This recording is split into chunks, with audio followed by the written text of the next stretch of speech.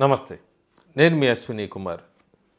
2026లో ఇంకొక రాష్ట్రం ఎన్నికలకు వెళ్ళబోతోంది. అసెంబ్లీ ఎన్నికలకు వెళ్ళబోతోంది. ఆ రాష్ట్రంలో చాలా ఆశ్చర్యంగా ఇక్కడే చెప్పొచ్చు ఆ రాష్ట్ర ప్రభుత్వం మీద ఎంత వ్యతిరేకత ఉంది అనే దానికి ఒక చిన్న ఉదాహరణ. ఆ పార్టీకి సంబంధించి ఎన్నికల ప్రచార సభకి జనాలు వెళ్ళకపోవటంతో, లేకపోవటంతో స్కూలు పిల్లల్ని ఆటోల్లో వాటిల్లో భయపెట్టి, స్కూల్ టీచర్స్ని భయపెట్టి పిల్లలందరినీ కూడా ఆ సభా ప్రాంగణం నిండటానికి అన్నట్టుగా తీసుకెళ్లారంటేనే అర్థమవుతుంది అక్కడ ప్రభుత్వం మీద ఎంత వ్యతిరేకత ఉంది ప్రజల్లోని. ఆఖరికి ఆ స్కూలు పిల్లలు ఇంకా ఇంటికి చేరకపోవడంతో తల్లిదండ్రులంతా వాళ్ళ పిల్లలు ఎక్కడున్నారో తెలుసుకొని అక్కడికి వచ్చి ఆ రాజకీయ పార్టీ నాయకుల మీద వాళ్ళని తిట్టి వాళ్ళ పిల్లల్ని బలవంతంగా అక్కడి నుంచి తీసుకెళ్లాల్సి వచ్చింది. కానీ ఆ రాష్ట్ర ముఖ్యమంత్రి మాత్రం బ్రహ్మాండంగా ఉంది మా రాష్ట్రంలో నా పార్టీని ఎవరూ ఓడించలేరు, ఎందుకంటే నాకు అక్రమ వలసదారులు వీళ్ళందరూ కూడా నాకు మద్దతుగా ఉన్నారు. కేంద్ర ప్రభుత్వం నా రాష్ట్రం మీద పూర్తిగా కక్ష సాధింపు చర్యలు అంతకుమించి ఏం లేదు అంటూ ఉంటుంది ఒక మహిళా నాయకురాలు. నేను మాట్లాడుతుంది వెస్ట్ బెంగాల్ రాష్ట్రం గురించి. చాలా తీవ్రంగా ఎట్లా అంటే కొన్ని రోజుల కిందట మహారాష్ట్రకి చెందిన డిప్యూటీ సీఎం ప్లేన్ క్రాష్లో చనిపోతే దాన్ని కూడా రాజకీయం చేయడానికి ప్రయత్నించింది. ఎన్నికల సంఘం ఈ సార్ ప్రాసెస్ అంటూ దాని గురించి అంత ప్రాసెస్ నడుస్తుంటే దాని మీద కూడా ర్యాలీలు ధర్నాలు చేసింది ఆవిడ. ఆఖరికి ప్రజల్లో తన మద్దతుదారులో ముస్లింలు, ముఖ్యంగా ముస్లింలకి ఈ ఎన్నికల సంఘం వల్లే రాష్ట్రంలో ఉద్యోగాలు పోయినాయి, ఇన్వెస్ట్మెంట్స్ రాలేదు, ఈ సార్ ప్రాసెస్లకు భయపడి అంటూ కూడా రేట్లు పెరిగినాయి, ఇవన్నీ కూడా కారణం ఎన్నికల సంఘం అంటూ కూడా ఎలా విష ప్రచారం బీజం నాటింది వాళ్ళ గుండెల్లో మనసుల్లో అనేది అర్థమవుతుంది. ఎన్నికల సంఘానికి ఆమె రాష్ట్రాన్ని దాదాపు 14 సంవత్సరాల పైనుంచి పరిపాలిస్తుంది. రాష్ట్రంలో ఈ రేట్లు పెరగటానికి కానీ లేకపోతే అన్ఎంప్లాయ్మెంట్ పెరగటానికి కారణం ఎవరు వాళ్ళే అనేది కూడా తెలుసుకోలేకపోతున్నారు అక్కడ ఉన్న వాళ్ళందరూ కూడా. ఎన్నికల సంఘం కూడా 3 సార్లు రిమైండర్స్ పంపించింది. అసెంబ్లీ ఎన్నికలు సమీపిస్తున్నాయి, మీ రాష్ట్రం నుంచి ఎవరెవరు ఈ ఐఏఎస్ ఐపీఎస్ ఆఫీసర్స్ లిస్ట్ అంతా పంపించండి, అసెంబ్లీ ఎలక్షన్ వర్క్కి ఎవరెవరు పనిచేస్తారంటే పట్టించుకోలేదు. ఆఖరికి ఎన్నికల సంఘం చాలా తీవ్రంగా హెచ్చరించింది, మీరు పంపించకపోతే ఆ లిస్టు మేము ఇంకా రంగంలో దిగుతామని. ప్రస్తుతానికి ఆమెకి చాలా వార్నింగ్లు వస్తున్నాయి. హైకోర్టు కూడా, కలకత్తా హైకోర్టు కూడా చాలా తీవ్ర విమర్శలు చేసింది మమతా బెనర్జీ మీద. సరిహద్దుల్లో భారతదేశము బంగ్లాదేశ్కి మధ్య సరిహద్దు భూభాగాన్ని ఇప్పటివరకు భారతదేశం బీఎస్ఎఫ్కి అప్పగించలేదు. ఎందుకంటే అక్కడి నుంచి అక్రమంగా వాళ్ళ రాష్ట్రంలోకి రావడానికి రాష్ట్ర ప్రభుత్వం సహాయం బాగా ఎక్కువ ఉందన్నది దేశ ప్రజలందరికీ తెలుసు. ఎన్నికలు సమీపిస్తున్నాయి, ఇంకెవరైనా అక్రమ వలసదారులు ఉంటారు అన్నట్టుగానే గేట్లు తెరిచిపెట్టింది. కలకత్తా హైకోర్టు చాలా తీవ్రంగా విమర్శిస్తూ మార్చి 31 కల్లా కూడా ఆ ల్యాండ్ మొత్తం బీఎస్ఎఫ్కి అప్పగించాలంటూ కూడా డైరెక్షన్స్ ఇచ్చింది మమతా బెనర్జీకి. అన్ని రకాల ప్రయత్నాలు, చాలా ఆశ్చర్యకరమైన విషయాలు కూడా కొన్ని బయటకు వచ్చినాయి. టీఎంసీ లీడర్ ఉంది అల్లు రాణి శంకర్. 2021 వెస్ట్ బెంగాల్లో ఆమె విధానసభకి బంగం దక్షిణ నియోజకవర్గం నుంచి పోటీ చేసింది. తీరా చూస్తే ఆవిడ బంగ్లాదేశ్ సిటిజన్.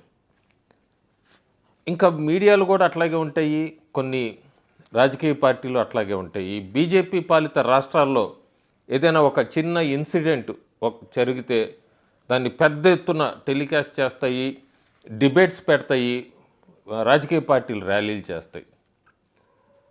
ఈ ఢిల్లీలో యమునా నదికి సంబంధించి 14 సంవత్సరాలు 10 సంవత్సరాలు మొత్తం 20 సంవత్సరాలు కేజ్రీవాల్ ఆమ్ ఆద్మీ పార్టీ, అంతకుముందు కాంగ్రెస్ పార్టీ అధికారంలో ఉంటే ఎప్పుడు విమర్శించిన వాళ్ళు ప్రస్తుతం బీజేపీ ఇంకా సంవత్సర కాలం పూర్తిగా ఢిల్లీలో వచ్చి యమునా నది గురించి, ఎయిర్ పొల్యూషన్ నాణ్యత గురించి వీళ్ళు ఆశ్చర్యంగా ధర్నా చేస్తున్నారు ఆమ్ ఆద్మీ పార్టీ, కాంగ్రెస్. అట్లాగే అది ఉదాహరణకి చెప్పాను, చాలా పెద్ద ఫైర్ యాక్సిడెంట్ జరిగింది ఈ ఆనంద్పూర్లో, కలకత్తా దగ్గర. ఈ సిఈఓ ఉన్నాడు ఓబో మామో అని, సాగర్ దర్యాని, ఆయన చాలా క్లోజ్ ఆప్త మిత్రుడు మమతా బెనర్జీకి. ఆయనకి సంబంధించిన దానిలోనే ఈ ఫైర్ యాక్సిడెంట్ జరిగి 25 మంది పైన ప్రాణాలు కోల్పోయారు, 21 మంది పైన ఇంజురీసు. ఈ రోజుకి అక్కడికి రాష్ట్ర ముఖ్యమంత్రి ఏం జరిగింది ఏంటి అని పరామర్శించడానికి రాలేదు. కానీ వాళ్ళని వెనకేసుకొని వస్తుంది తృణమూల్ టీఎంసీ పార్టీ. ఇదంతా కూడా బీజేపీ ఈరోజు వీళ్ళకి అండగా నిలబడింది. కానీ క్లియర్గా అర్థమవుతోంది మమతా బెనర్జీ అక్కడ జరిగిందంతా కూడా తను వెనకేసుకొస్తుంది, ఎక్కడ మాట్లాడలేదు. ఇదే మమతా బెనర్జీ ఈడీ రైడ్స్ జరిగితే ఐపాక్ ఆఫీస్ దగ్గర స్వయంగా హుటోహుటిని వెళ్ళింది, అక్కడ ఫైల్స్ డివైజులు అన్నీ కూడా మాయం చేయటానికి. కానీ తన రాష్ట్ర ప్రజలు అగ్ని ప్రమాదాల్లో మరణిస్తే కనీసం పరామర్శించడానికి వెళ్ళలేదు. అదే తేడా జాతీయ మీడియాతో సహా ఈ న్యూస్ని పెద్దగా కూడా కవర్ చేయడానికి ఇంట్రెస్ట్ చూపించలేదు. ఎందుకు అనేది, ఎందుకంటే వాళ్ళకి పెద్ద మైలేజ్ రాదు. అదే బీజేపీ పాలిత రాష్ట్రంలో అయితే అదో పెద్ద న్యూస్ అని చెప్పచ్చు. అందుకే ఇప్పుడు అందరూ కూడా వెస్ట్ బెంగాల్లో మార్పు చాలా వస్తుంది. ఆ మార్పు మనం చూడాలి ఎన్నికల్లో ఎక్కడి దాకా ఎవరిని గెలిపిస్తుంది అనేది.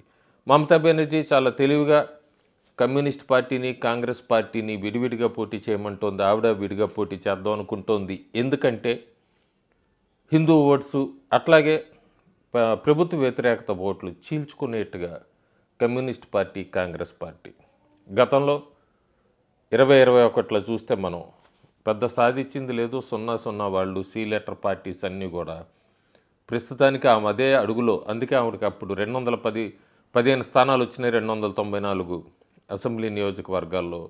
ప్రస్తుతానికి కూడా ఆ అటెంప్ట్ కూడా ప్రయత్నిస్తోంది మమతా బెనర్జీ. కాంగ్రెస్ని కమ్యూనిస్టులని విడిగా పోటీ చేయండి, కాంగ్రెస్ కూటమి కింద ఇండియా ఎలియన్స్ కింద వద్దు బెంగాల్లో అని అన్ని రకాల ప్రయత్నాలు చేస్తుంది. ఎందుకంటే చాలా ప్రజా వ్యతిరేకత చాలా భయంకరంగా ఉంది, యూత్లో ఉంది. ఈ ఆర్జీకర్ మెడికల్ కాలేజీలో జరిగిన ఉదంతాలు చాలా, సందేశ్ ఖాళీ దగ్గర నుంచి లా అండ్ ఆర్డర్ చాలా ఫెయిల్ అయింది.